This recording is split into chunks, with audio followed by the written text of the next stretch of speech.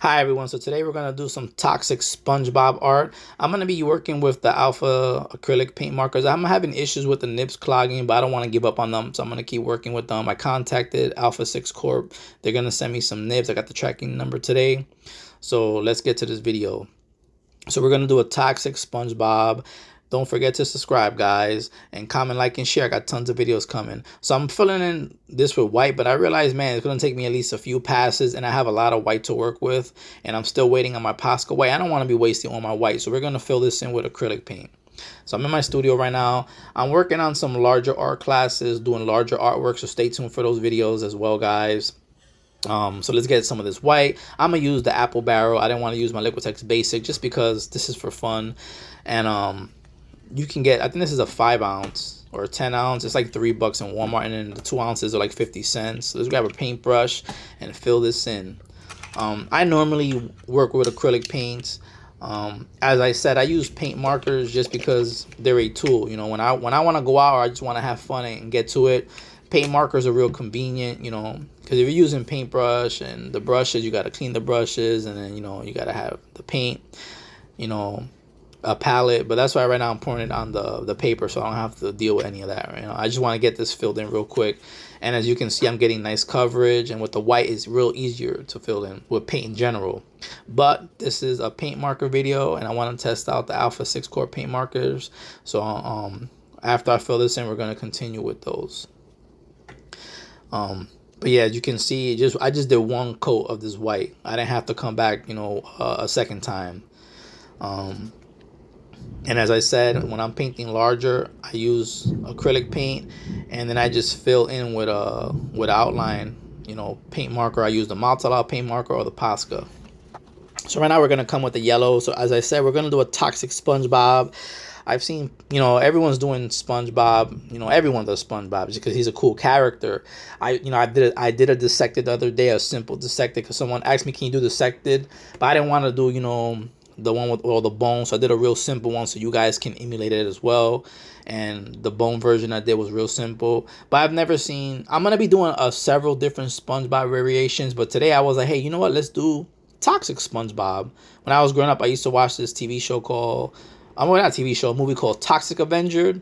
I'm a little older, so guys, check it out. Toxic Avenger. It's like a mutant guy that he falls in toxic waste, and he becomes, you know, this toxic superhero. So that was inspiration for this piece. I was like, Toxic Avenger and SpongeBob, let's make a toxic SpongeBob. So I found the design online. I just went online, I just put SpongeBob, and then, you know, they have a bunch of drawings, so I just drew this face that I found online. And I'm coming in right now, filling in his mouth. I have a maroon on the top for the shadow, and then the inside more of like a reddish. Now I'm filling in the red on his cheeks. Man, I'm recording this video and it's raining. It's a tsunami outside. I finished washing my cars and there was no point. But so you guys are gonna hear thunder in the background. So I'm coming in with that green right now, and as I mentioned, you can see the paint marker strokes there, and because the paper absorbs all the ink pigment, the acrylic paint pigment. Acrylic paint is fluid. Well, not the water, you know, the binder. So the paper absorbs. But when you're doing this on canvas and you have gesso and you have a layer of paint, the paint really saturates just because it's not being absorbed. So the pigments are going to dry on the canvas. But when you're using paper, especially this kind of cardstock, you're going to see, you're going to have to do 2 or 3 passes to get in a really opaque, solid color because of the paper. That's why I mentioned when you use paint markers on canvas, paint markers work well on hard surfaces, like on glass, wood, anything that's not going to saturate, that is going to absorb, because the pigments are going to dry on the top. Whereas with the paper, the pigments are absorbed into the paper, and that's why you have to do several passes. So right now I build the colors, and I'm gonna come in with a nice big bold black line on the lower part of his lip. I wasn't gonna do that dark green, but since I was having the issues with the way it was saturating, I didn't want to waste my time with it, so I just decided to come in here with the black, and so it can pop. So I'm gonna be building my lines here. Some of the lines are already done because, as I mentioned in my previous video as well, I'm trying to incorporate this into my shorts video so I can kill 2 birds with 1 stone. So I do some line work for my shorts videos. So right now I'm doing this technique where I just move my elbow back where I hold the marker in my hand and I'm not moving my wrist, I'm just moving my elbow back to get that nice clean line. So try that technique out, guys. You can see I'm doing there again, and I'm gonna build up this lower eyelid. Here's like a little wink going on. So I'm gonna come here on the top, build up his eye, and then above it he has like a crease in his eye. So that's why you see those two lines there. Doing his cheek. I wanted to do his cheek red, but I decided to do it black just because there's so much red underneath on his mouth. I didn't want it to clash, so I wanted this piece to pop. So I decided to leave that with a black line. So here I come in building the upper lip. Now I'm working on his nose.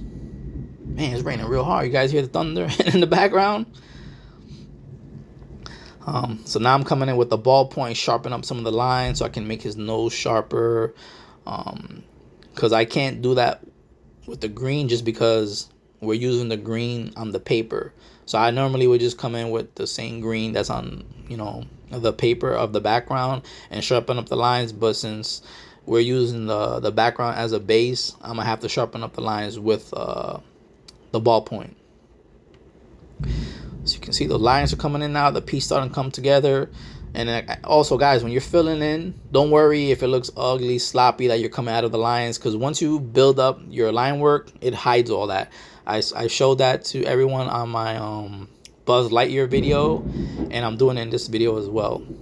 So I'm doing the same movement here. I'm just keeping my hand straight and moving my elbow back. That's how I get those nice clean lines. So. And it's real simple to do that movement. Just hold the marker in your hand. Don't move your wrist. Don't move your fingers. You know, just hold it firmly and just move your elbow back. Just imagine your elbow just moving back and you're just hooking the marker with your hand. That's all you're doing. Then you're sliding back. And your elbow's really doing all the movement and the control. And then you just move your wrist and your hand where you want it to flow.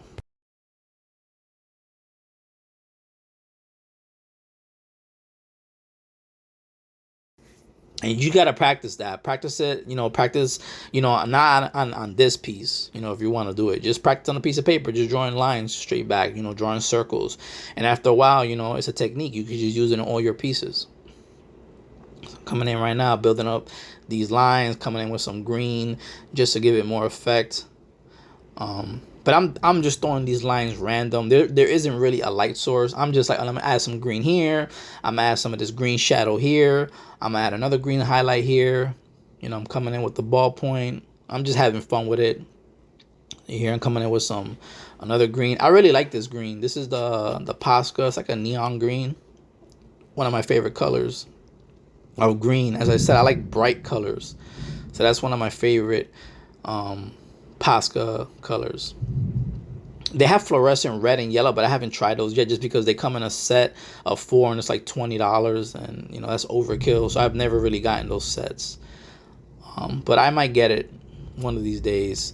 I just recently purchased the pastel set, 2 pastel sets, one for my daughter so she can take to school and one for myself so I can use on my art videos.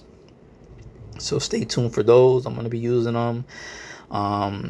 And maybe doing some pastel artwork. I got some pastel color paper coming in. So we're definitely going to try those out. So here I'm coming in, building up, just doing some touch-ups here and there, sharpening up the lines.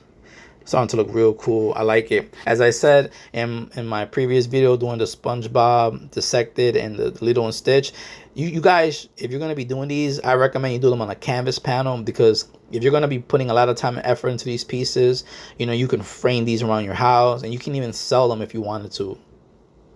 Because I do them on cardstock just because I have literally like 400 drawings right now in a box. I can't put them anywhere else. And if I had canvases, I would have no more space.